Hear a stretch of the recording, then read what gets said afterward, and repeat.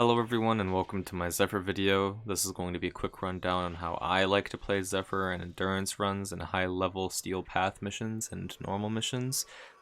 Everything here is to how I like to play her, and I have some experience on Zephyr. She's my third most used, and through extensive testing this is what I found to be the best combination for her to have the most damage output with good survivability. So on the Zephyr build, we are running full duration with narrow-minded, 130 efficiency with streamline and no negative strengths from something like Blind Rage, 154 range with overextended, but then we're counteracting that negative strength with Umbral Intensify, Augur Secrets. This makes it so that our Fire Blast, which we helmeted onto her for the armor strip, the CC, and another status if we want to run Condition Overload. And it makes it so that we can proc our shield gating more often. Because we're running a Decaying Dragon Key, our shield is at 133, or 113, sorry, and our Brief Respite and the Augur set bonus makes it so that casting our 2, 3, or 4 will give us all of our shields back.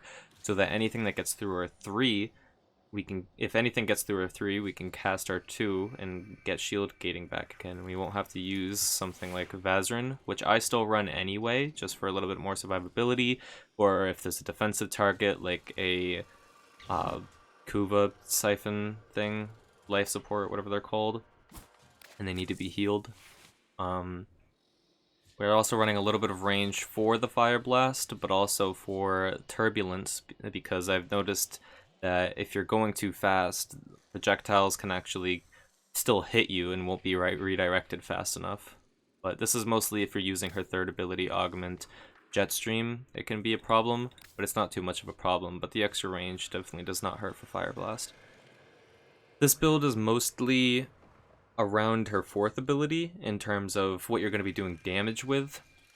But it has very good... and Fire Blast is very good for the armor strip. I ran some other things like Zaku's Whisper when using something like the Colossus.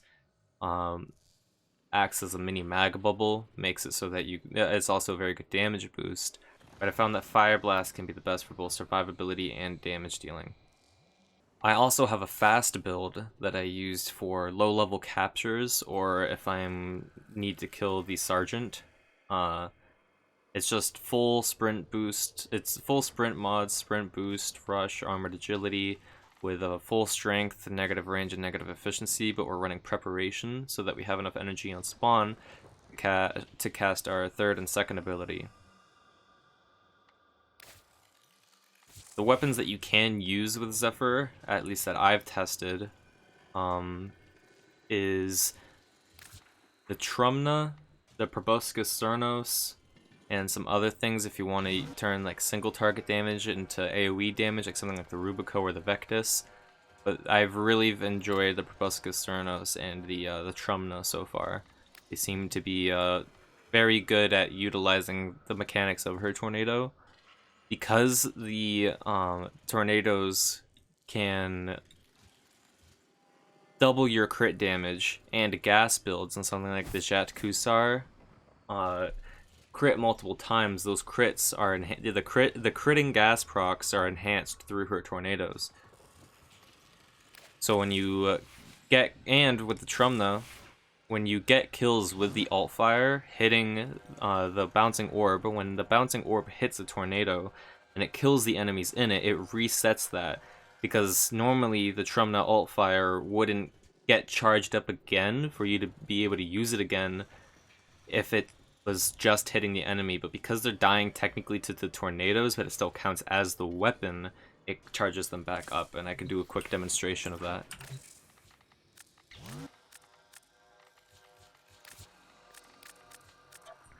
So say we just have some normal enemies,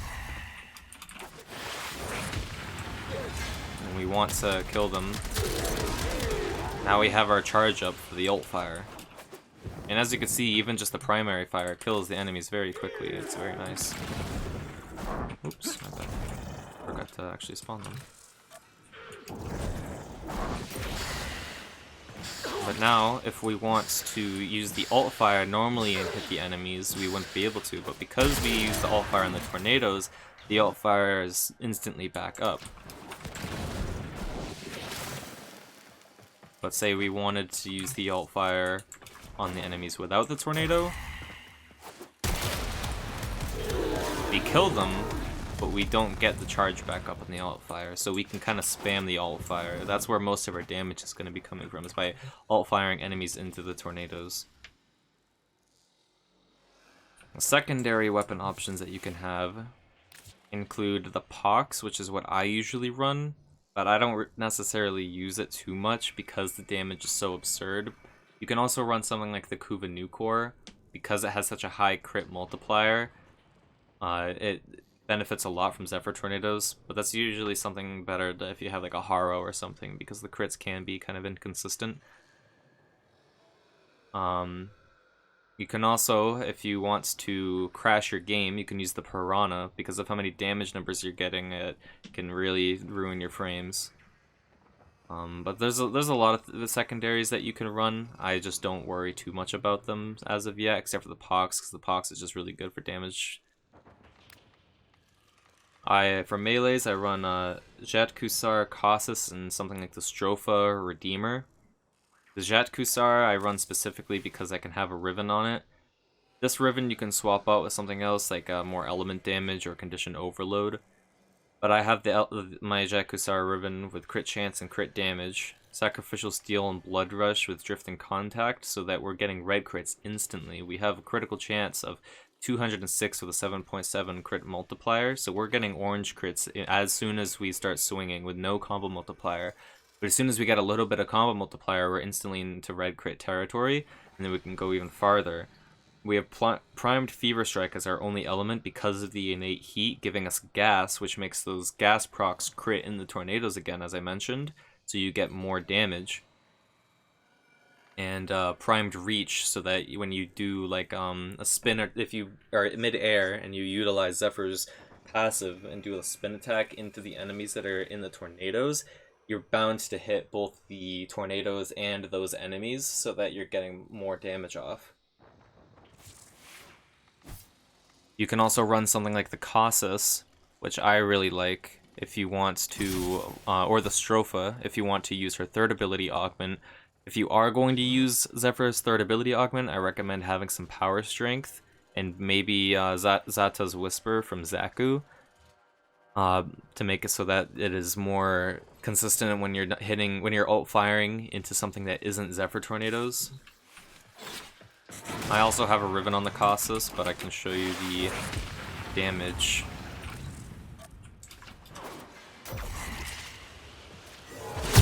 As you can see, they're guaranteed one-shots, and the Casus also has guaranteed slash procs on the heavy attacks. But as you can see, the projectiles they go far, but they're very inaccurate, and there's a lot of damage fall off, and that's where her third ability augment comes in. Makes it so that they can go much farther. Something like the Stropha does a lot of damage, but I'm not necessarily a big fan of it because it's very inaccurate and feels kind of clunky to use. Gunblades are fun, but they're not really my thing. But they're very good in general if you want to use something like the Stropha with the third ability augment. You can enhance the range by a lot. So I can actually show, I did a 2-hour Steel Path Mott survival run with Zephyr with this exact setup, except I don't even think I had the Pox. I think it was just the Trumna and Jet Kusar, and I didn't even use the Jet Kusar that much. It was mostly just the Trumna, and I have a couple clips of me one-shotting Acolytes.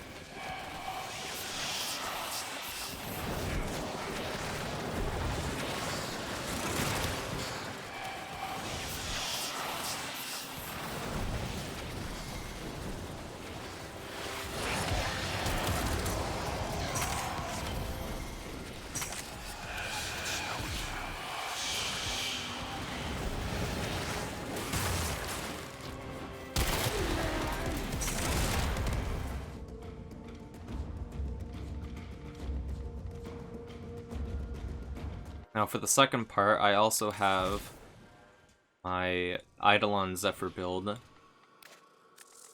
This is full duration, full strength, with no efficiency and no range, and using her Jetstream augment and Vigorous swap. If you're not a big fan of Vigorous swap, you can also run something like Streamline if you want to have not so much energy problems, or Natural Talent if you think that the casting duration of her third ability and second ability with Eclipse from Mirage is too much. You can also run Primed Flow if you not necessarily have, if you're running like an Arcane Grace, if you're running Arcane Energize with a Haro instead of a Nullifier. But I usually do duo 5x3s, but if I'm running with the group, I might take the Nullifier off. This is mostly using the Cautious when I'm doing knees and arms, but not necessarily the shoulders, because the shoulders are kind of hard to hit, especially from the front if you're using the Cautious, even with Jetstream. So that's why I use the Vectus with Vigorous Swap. I also have a Vectus Riven that has negative mag cap with Primed Chamber. This makes me do a lot more damage, and that's why I'm also running Momentum, is for hitting those shoulders. And Steel Charge is just for more damage on the Cautious. Makes it so that if you throw the Cautious through a Volt Shield with all of your buffs, it's an instant one-shot. Or you can use Necromech with Zephyr Tornadoes, and the Tornadoes actually do double your crit damage even more when the Eidolon is standing up. So you can get double crit damage from the Volt Shields and double crit damage again from the Cautious. There's a couple primaries that you can run. You can run Vectus, Rubico, Lanka, even if you wanted, with the third ability augment is pretty nice. The only problem with that is that you would need a hit scan weapon in order to do water limbs. You can use something like the Athadai or the Pandero Prime. I like both of them. I've been liking the Athadai a little bit more than Pandero as of recently, because if you happen for some random reason to not one-clip with the Pandero Prime, and if you don't have like a Wisp or something, the reload speed can be a little annoying. So the Athadai is just a little bit better to just hold down left click and get it, even if you miss like 1 or 2 shots. And you can actually run other melee weapons other than the Cautious if you want to run something like Strobefa or Redeemer, but I highly recommend against it, just because of how annoying and inaccurate it can be if you don't land the heavy attack, or if he has like a really bad animation going off or something. It can be really hard to land that. But the Cautious has a very big spread, but also has like a crap ton of damage. So if 3 of your blades don't hit, you still have 3 more that will one-shot the limb, and it's very good. I also have some clips of me one-shotting the limbs when I was doing a duo 5x3 with a Void Strike Volt user.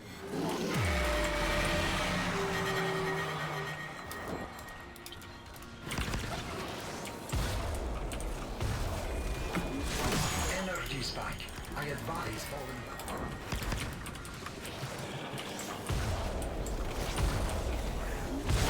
Energy spike. Energy spike. I advise falling back. Energy spike. I advise falling back. That device is insufficient. You are directed to secure and employ additional Eidolon lures.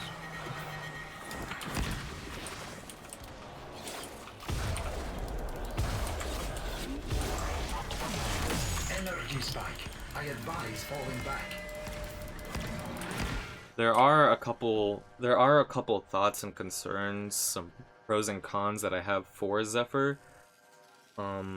One of the cons that I have for Zephyr is the fact that they gave Zephyr Tornadoes sort of a health bar mechanic. They programmed her tornadoes to be like AI, but I think they brought that to a little bit too much of an extent, with the fact that if you damage a tornado too much with something like a Trumna Altfire or the Arcabex from Void Rig Necromech, then you can't damage the tornado again. So say I Altfire into this tornado here, or that's a good example. Because I did too much damage to this tornado, I can no longer damage it. I can't damage any of these, actually. And that makes it so that you would have to recast tornadoes on the same enemies, and then you'd be able to shoot them.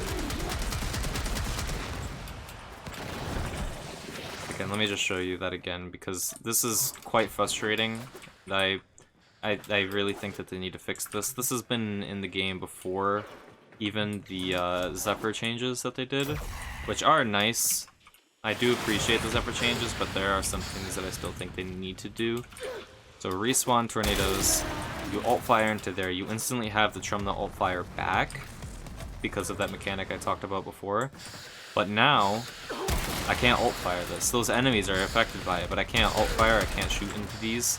I have to completely recast tornadoes in order for me to do damage to these guys. Another disadvantage of this Zephyr setup is the fact that they changed the way that tornadoes grab enemies. The extra range is very nice, but what is also not so very nice is the fact that when you have multiple tornadoes that are in a hold cast, the enemies go into the most center of those enemies, of the tornadoes I mean.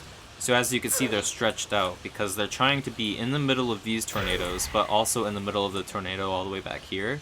So they're like spread out evenly. If I recast the tornadoes, then they'll change shape to be in the most middle of these three tornadoes. So they're not exactly in the middle of these two, but they're also in the middle of all of these three. I can recast them again, and they'll change their orientation in order to fit in the middle of all three tornadoes. And it can be a little annoying because before you could just hit the enemy and hit the tornado at the same time and do the most amount of damage. But now if you want to do the most amount of damage, you have to hit specifically the tornado instead of the group of them. It makes AoE weapons a little bit weaker when you're doing damage. But there are a lot of benefits to this build. Like I said, Fire Blast gives a lot of survivability, along with the CC that you're getting from Zephyr Tornadoes. The knockdown from Fire Blast is very nice, and it also gives you a lot of survivability, even without my third ability here. Say I let them get rid of my shields, shield gaining is procced, I knock them down, I can get shields again instantly with just one cast. Now they have heat procs on them, they're knocked down, and I can just keep on recasting my second ability to proc shield gaining and give myself the shields back instantly. Of course, spending this much energy at once isn't the greatest thing, but I mean, it's a lot of survivability when you need it. Another benefit about this build is actually how much armor strip it does, with how much damage it has. Right, say I want to shoot a single time my Trumna into these enemies. As you can see, they die, the gas procs are critting multiple times, and it does a lot of damage, but if I want to do even more damage, I can pull them into my tornadoes and then strip their armor a couple times. It takes 7 total casts to fully strip their armor, and I'm not counting, they might have their armor fully stripped or not, but now just a single shot instantly kills all of them. Of course, the stupid tornado glitch will happen if I try to spawn them again, probably, but a single shot kills all of them, and it's very nice. The armor strip is very helpful. Another thing that I like about Zephyr now is the fact that she has more crit chance when she is airborne. It helps a lot with crit builds, and also helps with some status builds too. Because I'm running the Vigilante mod set, if I get a yellow crit randomly on a status-based build, that can quite possibly be an orange crit, which helps a lot with damage even if my crit multiplier isn't that high. A good example of this is actually the Proboscis Cernos combination I was talking about before. The Proboscis Cernos only has a 7% crit chance with a 1.2 multiplier, but because the gas procs that you can get when you build it for gas can be so high, if it happens to be an orange crit, it helps like a crap ton. See, I every once in a while will get that. There's an orange crit right there with only 7% crit chance. Another orange crit then too. Another orange crit. It's more consistent than people think. And without Zephyr Tornadoes, the Proboscis Cernos is a very powerful bow. Again, I also have a Riven for the Proboscis Cernos, but it's not that too strong. It needs more rolls, but I want to show, however, how strong the Proboscis Cernos is combined with Zephyr Tornadoes.